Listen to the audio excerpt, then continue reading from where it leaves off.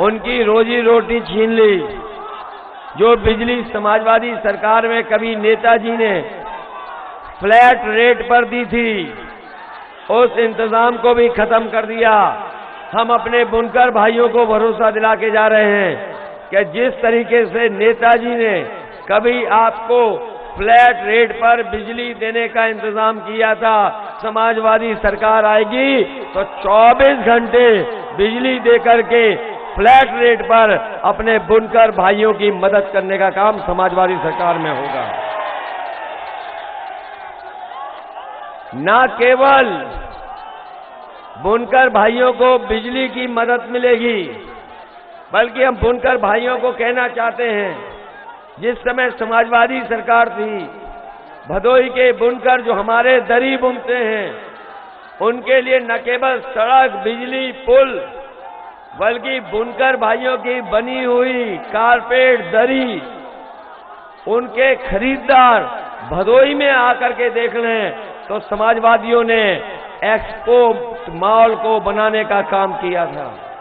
Export mall बनाया। वहीं लखनऊ में बुनकर भाइयों को सुविधा देने के लिए बुनकर बाजार बनाया गया। गाजियाबाद में बुनकर बाजार बन रहा था। नोएडा जैसी जगह बुनकर बाजार बन रहा था। यही मुबारकपुर में साड़ियों के लिए एक बाजार बनाया था। मैं अपने बुनकर भाइयों को कह के जा रहा हूं, जहां बिजली की सुविधा देंगे, वहीं साल में एग्जीबिशन लगाने के लिए बुनकर भाइयों का सामान जो बने हुए उनको देखने के लिए अगर हमें एग्जीबिशन लगानी पड़ेगी, सरकार से अलग से बजट का पैसा देना पड़ेगा, तो सरकार में हम पैसा दे करके अपने बुनकर भाइयों की मार्केटिंग के लिए मदद करने का काम करेंगे। और आपसे कह के जा रहा हूं, ये जो समाजवादी पूर्वांचल एक्सप्रेस वे बना है, इसी पूर्वांचल एक्सप्रेस वे पर मऊ और आजमगढ़ के बीच में अगर हमें बुनकर भाइयों के लिए कोई बड़ा बाजार बनाना पड़ा, तो एक्सप्रेस वे के किनारे बड़ा बाजार बनाने का काम समाजवादी लोग करेंगे, जिससे कि कोई दिल्ली को जाने वाले लोग, लखनऊ में जाने वाले लोग और कारोबार, व्यापारी, अगर उन्हें सुविधा मिले तो एक्सप्रेस वे के किनारे हम बुनकर भाइयों का बड़ा बाजार बनाने का काम करेंगे। जिन्होंने लखनऊ से आगे वाली सड़क देखी होगी, वो जानते होंगे इसी बड़ी सड़क के किनारे किसानों के लिए मंडी बनाना शुरू किया था। वो मंडियां इसलिए जिससे किसानों को हम एमएसपी दे सके उनकी फसल के लिए।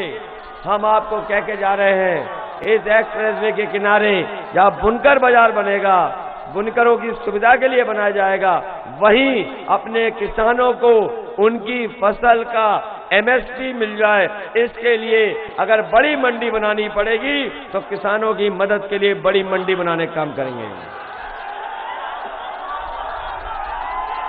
इधर आपने देखा होगा कि हमारे बाबा मुख्यमंत्री गर्मी निकालने की बात कर रहे थे। बाबा मुख्यमंत्री कह रहे थे गर्मी निकाल देंगे। बताओ, छड़ी ने और साइकिल ने उनकी गर्मी निकाल दी कि नहीं निकाल दी? और मुझे तो ये लग रहा है कि मऊ के लोगों ने तैयारी कर ली है भाप निकालने की। बताओ, भाप निकाल दोगे कि नहीं निकाल दोगे?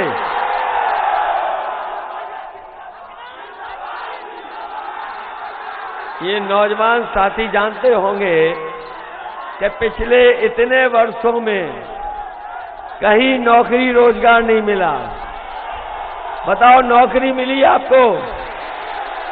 कोई रोजगार दे पाई है?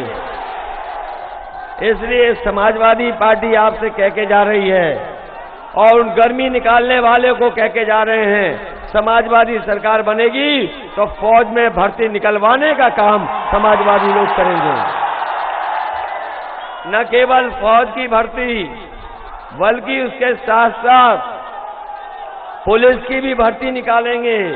और ये जो हमारे पढ़े लिखे नौजवान हैं, ये जानते होंगे कि 11 लाख पद खाली है सरकार में जो अभी तक भरे नहीं गए।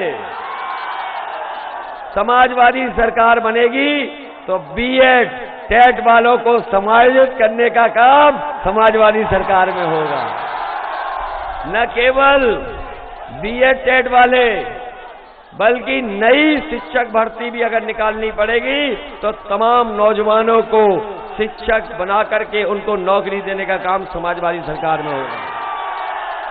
ये दरोगा भर्ती वाले कोर्ट घुमाए, सरकार से लड़ लिए, सरकार से लड़ रहे हैं, लेकिन अभी तक इनकी मदद नहीं हुई है। दरोगा भर्ती को भी पुनः इसका रास्ता निकाल करके इनको भर्ती कराने का काम समाजवादी सरकार में होगा। यहां पर बहुत सारे लोग आए हैं, गांव-गांव से आए हैं।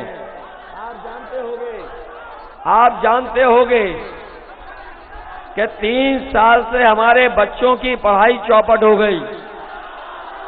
बच्चे पढ़ नहीं पा रहे हैं, और अगर बच्चे नहीं पढ़ पाएंगे तो हमारा भविष्य चौपट हो जाएगा। इसलिए समाजवादी पार्टी कह के जा रही है, लाखों लाख शिक्षा विभाग में पद खाली हैं, जहां हम अपने बीएड टेट वालों को इन्हें नौकरी देंगे। वही शिक्षा मित्रों की मदद कर करके शिक्षा विभाग को पढ़ाई के लिए अच्छा बना करके और ज्यादा से ज्यादा जो नौकरी पा सकते हैं उन्हें नौकरी देने का काम समाजवादी सरकार में होगा। ये मैं हाथों में नौजवानों को स्मार्टफोन लिए देख रहा हूं। ये बहुत स्मार्टफोन लिए हुए दिखाई दे रहे हैं हमें। ये स्मार्टफोन कहीं बाबा जी ने तो नहीं दिए?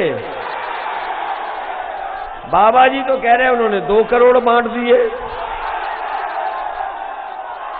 उन्होंने कहा 2 करोड़ स्मार्टफोन बांट दिए। लैपटॉप मिला आपको, लैपटॉप। तो बाबा जी किसको देते रहे लैपटॉप?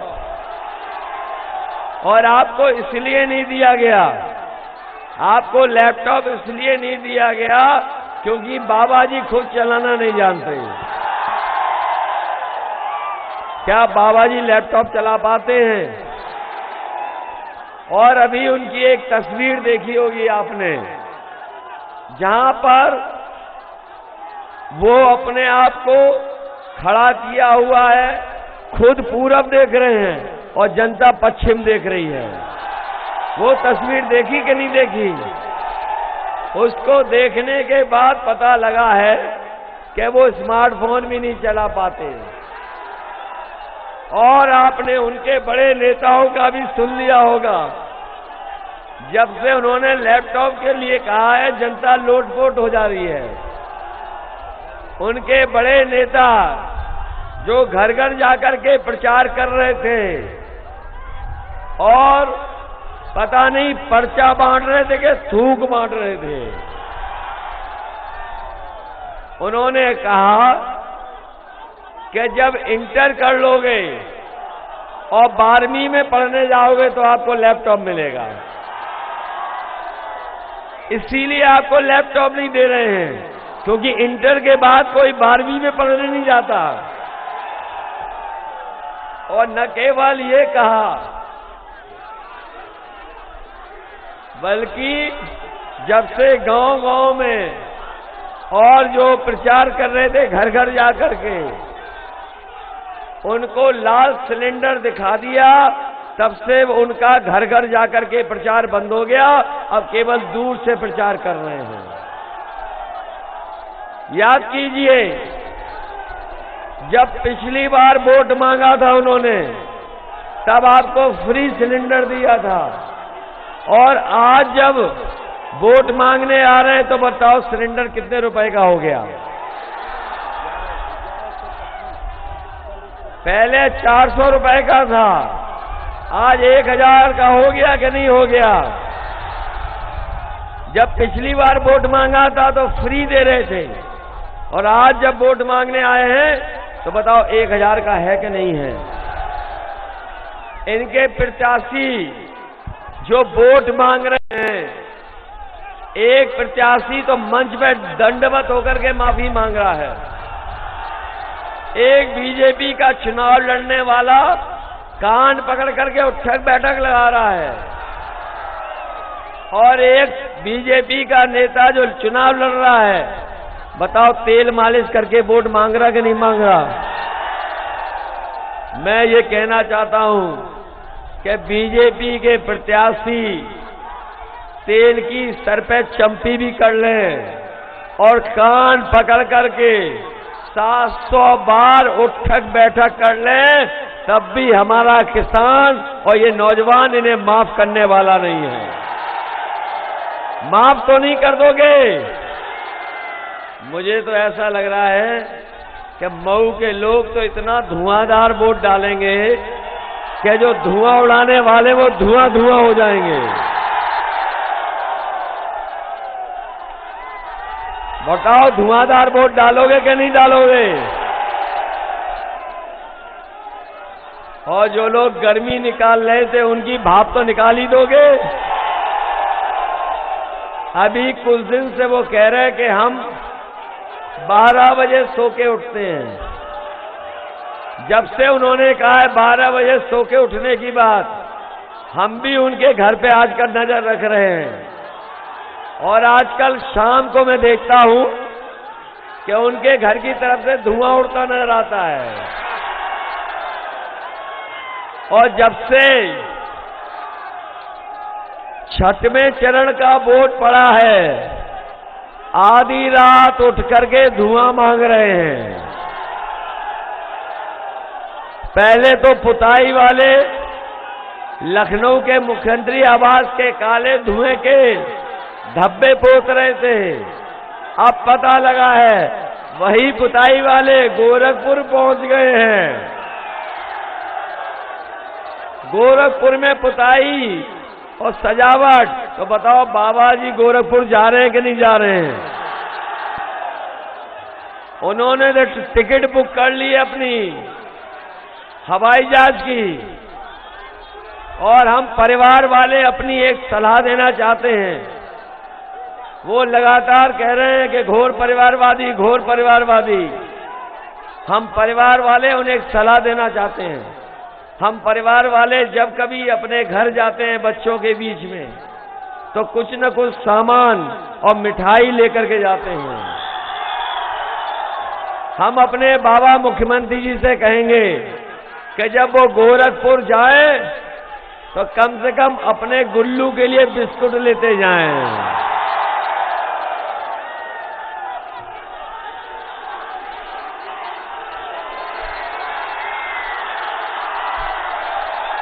अच्छा एक बात बताओ,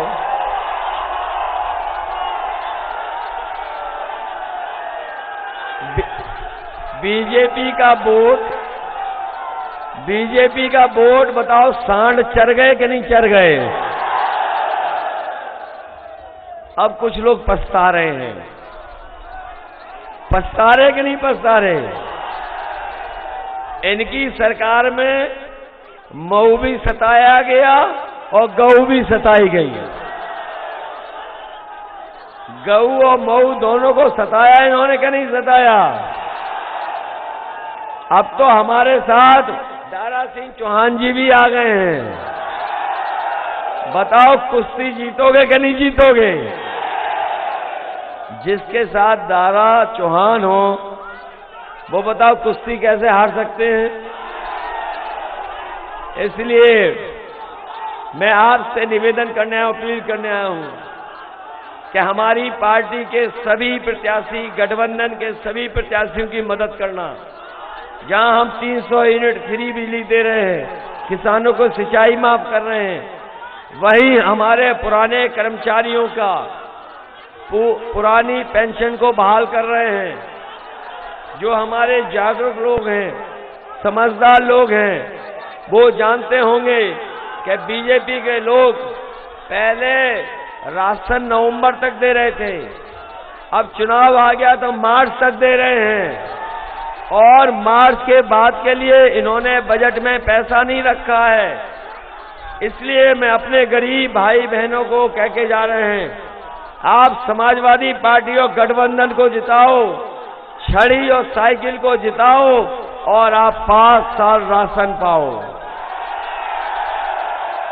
समाजवादी सरकार बनने पर न केवल 5 साल राशन मिलेगा, बल्कि राशन के साथ साथ समाजवादी सरकार में आपको सरसों का तेल भी 1 लीटर फ्री मिलेगा।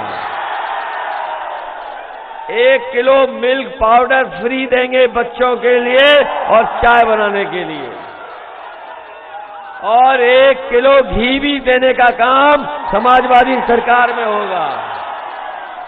बीजेपी के लोग तो मुंह मीठा नहीं होने दिए। न नौजवानों को नौकरी मिली, न रोजगार मिला, न इन नौजवानों का मुंह मीठा हुआ, न फौज में भर्ती हुई। इसलिए समाजवादी सरकार में मिल्क पाउडर, घी, सरसों के तेल के साथ साथ चीनी भी देने का काम समाजवादी सरकार में होगा। जहां हमारी गरीब माताएं बहनें हैं, उनको समय समय पर परेशानी उठानी पड़ती है। समाजवादी सरकार बनेगी तो पहले से 3 गुना इस बार 1500 रुपया समाजवादी पेंशन अपनी गरीब माताओं को दे करके हम लोग मदद करने का काम करेंगे। इसलिए मदद करिए। मऊ के लोगों जिताओगे। ये हमारे बीएड टेट वालों भूल तो नहीं जाओगे। अनुदेशक नियमितीकरण होने के लिए भूल तो नहीं जाओगे। दरोगा भर्ती वाले कहां चले गए? और ये फौज भर्ती वालों मदद करोगे? और हमारे बुनकर भाइयों बिजली की फ्लैट रेट करेंगे समाजवादी लोग, मदद करना। आप लोग मदद करोगे? अब बताओ बीजेपी पे क्या वोट बचा? बीजेपी पे वोट नहीं बचा।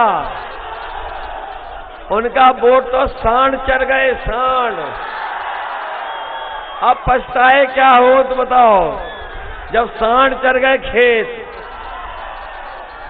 अब बीजेपी वाले पछता रहे हैं कि बताओ सांड हैं।